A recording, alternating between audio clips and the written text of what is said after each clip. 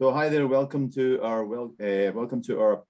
Meet the Richmond's Olympians series. I'm here with Richmond fencer Eli Schenkel, who is joining us from the team's Montreal base. Is that correct, Eli? That is correct. Yeah.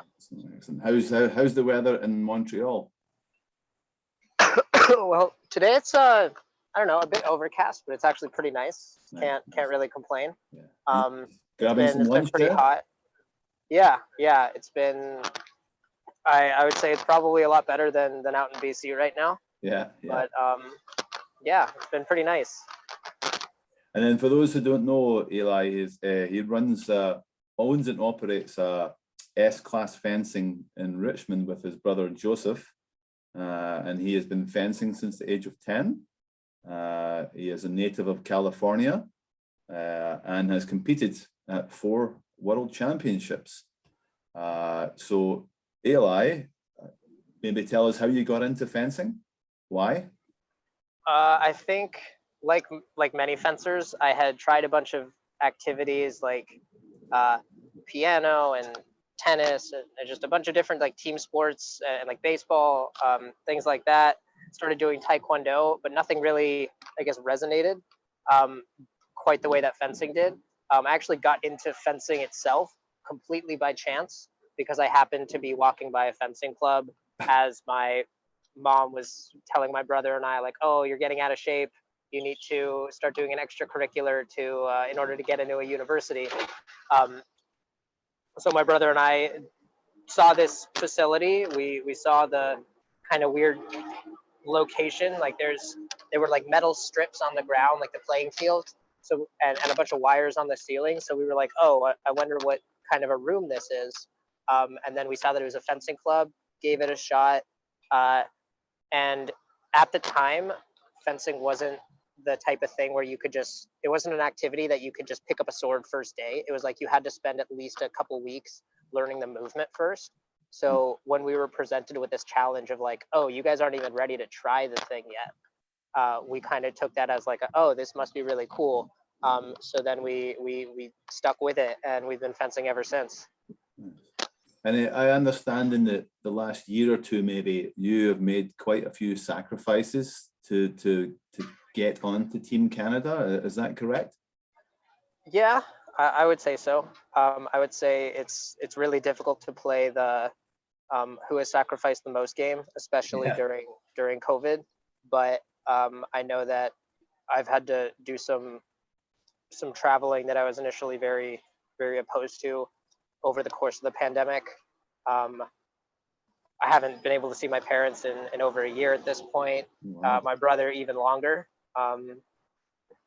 But I think like all things and like all sports, you're going to need to make some sacrifices. You're going to need to miss your friends' birthday parties or weddings or things of that nature to not even just attend competition, but sometimes even just to like attend practice and make sure you're at your best for those competitions. And what do you guys do to prepare in the last week or so, and then in the couple of weeks before you fly out? What kind of preparation are you guys doing? So we've been doing a lot of strength and conditioning, a lot of cardio, like using bikes and echo bikes and things like that, as well as a lot of footwork, drills, and actually fencing. Now, I myself have been unable to actually spar for the past couple weeks because I've been coming off of an injury. But today was actually my first session back at the full capacity of training in a couple weeks now. So it's felt really great to get back to it. But even when we're not actually at the gym or in the training hall, we're typically watching like video analysis. We're studying not only our opponents but also ourselves, watching our footwork, watching our inter-team matches, trying to figure out, hey, what can we refine to really bring it at the games. And then when do you fly out to Japan? So we're flying out to Japan on the 10th, and we're going to be training in Numazu for 2 weeks right before the games.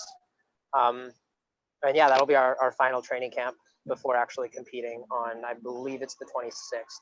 And does your preparation when you get there, does that differ from what you're doing in the next couple of weeks?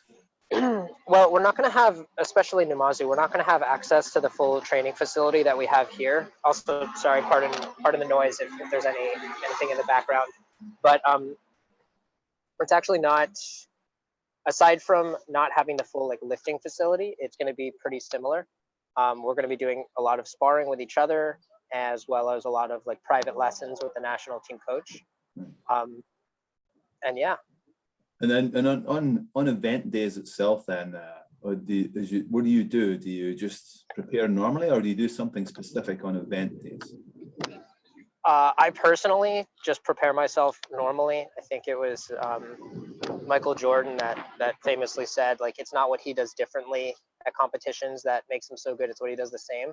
So I think a lot of fencers really kind of take that to heart, and I know, at least for myself, I try and prepare just like I would any other training day. Warm up the same way. I typically probably warm up like a little bit less than a lot of people I know in terms of like stretching and whatnot, but I like to do a lot of bouting right before the opening matches. So that's what I plan to do. And then for those of us not too familiar with the sport of fencing, how do you score points? So that's a good question. So fencing is actually there's three different disciplines, and the way that you score points is slightly different between the three. In saber, you use like a cutting motion to essentially like chop the other person typically.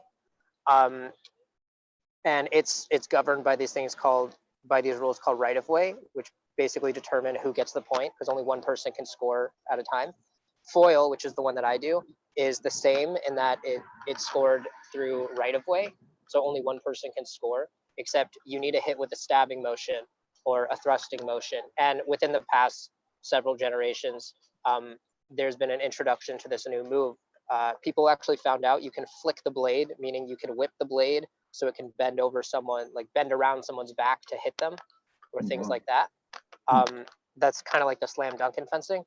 And epee is like foil in that you need a hit by compressing the tip, so generally with a thrusting motion, but it doesn't have right of way, and two people are allowed to score at once. So the tactics change dramatically. Does it hurt? When you first start, a little bit. I mean, you are getting hit with a piece of metal, yeah. but you are also wearing essentially Kevlar uniforms. So it's not the type of sport where people typically complain about any injuries or even bruises, really. Like, I remember when I was a kid, I would show up for practice and I would have bruises all over my legs because maybe one of the other kids didn't have very good point control. But then pretty shortly after that type of issue just goes away.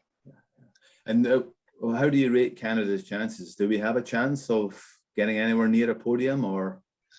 I mean, this is the first time I would say that as a team we've had the opportunity to really train, not only together, but to each really give our full focus. I mean, to myself and another teammate, we're both I think 28. I think he might be 29 now.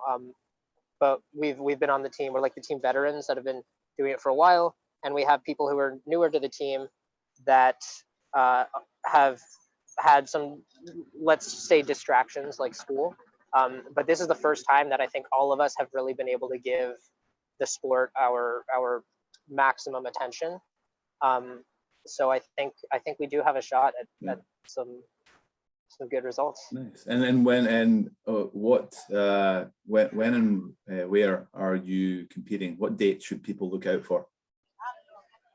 In the individual events, I believe take place the 25th and 26th, if I'm not mistaken. And so fingers crossed, you could watch us both days, assuming the first day goes well. And I believe the team event is on the first. Let me see. I think I actually have it written down somewhere.